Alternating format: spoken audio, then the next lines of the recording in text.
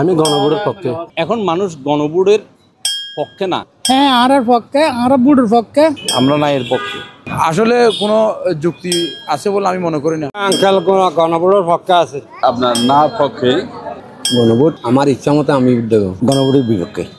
না না শব্দটা ব্যবহার করতেছি, আমরা না থাকবো। গণভোট বাংলাদেশে বর্তমানে তুমুল জনপ্রিয় একটি শব্দ। রাজনৈতিক মহলে এই গণভোট নিয়ে চলছে তুমুল আলোচনা, তর্ক বিতর্ক এবং নেটিজেনদের ভেতর এই গণভোট নিয়ে দেখা যাচ্ছে অনেক আগ্রহ। এই গণভোট কি? বাংলাদেশে এখনো পর্যন্ত 3বারের মতো গণভোট আয়োজিত হয়েছে। আজ আমরা গণভোট নিয়ে মানুষের কাছে জানতে চাইব। তার আগে বলে রাখি, গণভোট হলো এমন একটি আইন, যে আইনে রাষ্ট্রীয় কাঠামোগত সমস্যা, ত্রুটি, রাজনৈতিক সমস্যা এবং রাষ্ট্রীয় যে কোনো সমস্যার মধ্যে এই গণভোটের যে প্রচলন এটি আনা হয় এবং এই গণভোটের মাধ্যমে কোনো কাঠামোগত সিদ্ধান্ত নেওয়া হয়। আসলে কোনো যুক্তি আছে বলে আমি মনে করি না। ন্যাশনাল নির্বাচনটা হয়ে গেলে, জাতীয় নির্বাচনটা হয়ে গেলে মানুষের যে দাবি দাওয়া সবগুলো এরপরে আস্তে আস্তে চাহিদা অনুযায়ী পূরণ হবে বলে আমি মনে করি।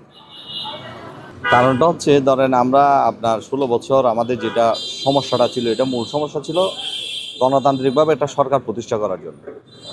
এখন গণতান্ত্রিকভাবে আমরা যদি ভোট দিয়ে যদি কোনো গণতান্ত্রিক সরকার প্রতিষ্ঠিত করতে না পারি, না ভোট তো আমরা যে কোনো সময় করতে পারি, সবাই তো বাংলাদেশের জনগণ।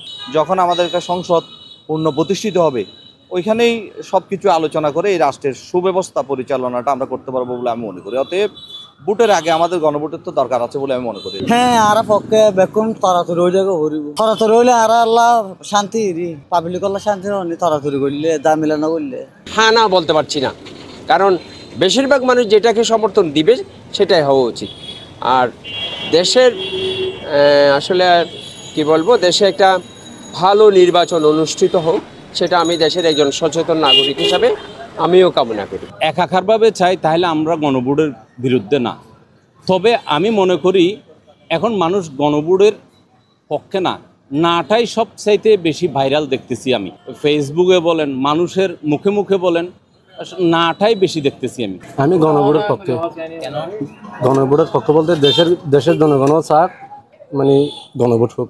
আমি চাই গণভোট হোক। সিস্টেম কিরকম, কেন নেওয়া হচ্ছে, এটা কেন দিবে, হ্যাঁ কেন বলবে, না কেন বলবে, আমি অ্যাকচুয়ালি এত জানি না। দিবে ভালো হইবে। গণভোট আমার ইচ্ছা মতো আমি দেবো। আপনার না পক্ষের কারণটা হচ্ছে, আপনার এখন যে সামনে সংসদ নির্বাচন, এখন সংসদ নির্বাচনের পরে এটা করা সম্ভব। এমন না যে এটা মানে নির্বাচিত সরকার এসে এটা করা যেতে পারে। এখন একসাথে দুইটা করলে এটা হয়তো দেশের মধ্যে একটা অস্থিতিশীল পরিবেশ তৈরি হতে পারে বিভিন্ন ইস্যু নিয়ে। হ্যাঁ, আরের পক্ষে, আরব ভোটের পক্ষে, যে অনেক প্রকার সরকার না যে ভোটটা নজ গেলে আর গণভোটের বিপক্ষে। কেন বিপক্ষে? এই মুহূর্তে আমাদের গণভোটটা কি জন্য প্রয়োজন আছে আমার বল, আমি তো দেখতেছি না যে এই মুহূর্তে গণভোটের প্রয়োজন আছে। আমি মনে হয় তারপরে যদি গণভোটের প্রয়োজন হয়ে থাকে রাষ্ট্রের স্বার্থে, জনগণের স্বার্থে, তাহলে নির্বাচনের একই দিনে করা যেতে পারে। কারণ আমাদের সময়টা হলো নির্বাচনের আগ পর্যন্ত যে সময়টা আছে, এই সময়টা হলো সংকীর্ণ সময়। এই সংকীর্ণ সময়ে আপনি গণভোটে যাবেন, আবার জাতীয় নির্বাচনে যাবেন, আমাদের জন্য একটু কঠিন হয়ে যাবে। যেহেতু একটা নির্বাচন করতে হলে অনেক ব্যয়বহুল বিষয় আছে, অর্থনৈতিক বিষয় আছে। যেহেতু আমরা অর্থনৈতিকভাবে বাংলাদেশ এখন অত্যন্ত দুর্বল, দুইটা নির্বাচন করতে গিয়ে একটা না ভোট বা গণভোট করতে গিয়ে একটা খরচের বিষয় আছে। বিপক্ষে। আমরা না শব্দটা ব্যবহার করতেছি, আমরা না থাকবো। আমরা ওইটা গণভোট আমরা বলবো যে আমরা গণতন্ত্রের বাংলাদেশ সরকার, বাংলাদেশের মধ্যে জনগণের ভোট দিয়ে যাই যে সরকার প্রতিনিধি আনবে, এই সরকারকে আমরা সমর্থন দেবো। আঙ্কেল গণভোটের পক্ষে আছে।